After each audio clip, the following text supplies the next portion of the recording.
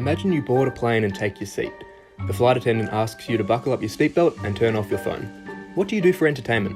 If you were flying in America in the 90s or 2000s, you would have looked in the seat pocket to find the SkyMall magazine. You would open up to find some ridiculous items, maybe a Serenity pod for your cat, or a toaster that burns a dog onto your toast. And out of boredom or intrigue, you might find yourself buying something. If you fly now though, you won't find much more than a safety card and an empty packet of peanuts. So where did the magazine go, and what happened to SkyMall?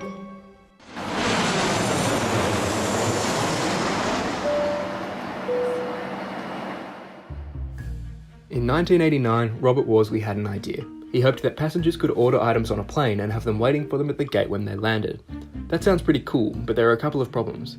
To have a product waiting at the gate, SkyMall needed to be close to every airport. That meant SkyMall needed to rent out multiple warehouses, pay a large number of staff, and hold every product at every warehouse, leading to huge upfront costs.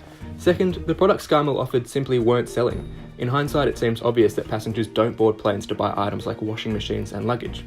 Another problem SkyMall faced was low readership, due to the fact that most airlines didn't yet see the benefit of having the magazine on their planes.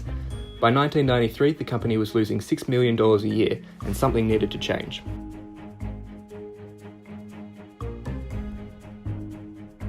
In a shift of focus, SkyMall chose to let companies buy pages in the magazine to display their own products. These companies would then be responsible for fulfilling the order, meaning SkyMall didn't have to develop, store or deliver their own products, substantially reducing costs. SkyMall also altered the type of products displayed in the magazine. In its early days, the products that did so well were the gimmicky items, so SkyMall filled their magazines with trinkets. Around the same time, SkyMall was also able to convince all the major US airlines to carry the magazine, and eventually, 90% of US domestic passengers were flying in planes with SkyMall magazines in the seat pockets. These changes made SkyMall the successful company we know, the one that could charge as much as $130,000 for one page.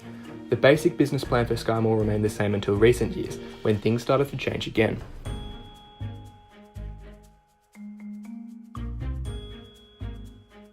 SkyMall started to experience some struggles in the late 2000s as the retail and aviation environments evolved. Technology made SkyMall less relevant as passengers now had new ways to entertain themselves, and the rise of e-commerce gave cheaper access to many items sold in the magazine. Additionally, airlines began to prefer their own sales catalogues over SkyMall's, and by 2013, major US airlines were beginning to dump SkyMall. These challenges forced SkyMall to adapt, but they weren't the final nail in the coffin.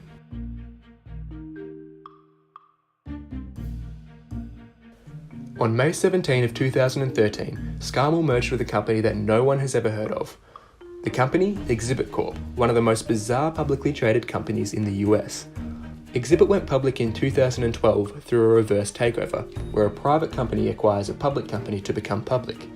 This means they didn't have to go through the usual rigorous listing process. Exhibit claims to be a cloud-based technology development company. Notice though that they only talk about chasing the opportunity in this space, hinting that they don't actually operate in the business of cloud technology. Taking a look at Exhibit's financial reports confirms this, and it turns out Exhibit makes their money through selling weight loss products. Investors are often cautious of a company like Exhibit. The concern here is that those in control of the company are engaging in a pump and dump scheme, where they raise the price of shares through promises and hype, only to sell when the price increases. Making sense of Exhibit is near impossible, and making sense of how SkyMall ended up with them is even harder. But knowing what we do about Exhibit, it probably isn't a shock to learn that in January of 2015, Exhibit went bankrupt, taking SkyMall down with it. After Exhibit went bankrupt, the brand of SkyMall was bought for $1.9 million, and a reimagined SkyMall was promised. You can actually go to SkyMall's website today and browse through all the gimmicky items, but it doesn't look like SkyMall will be restored to its former glory anytime soon.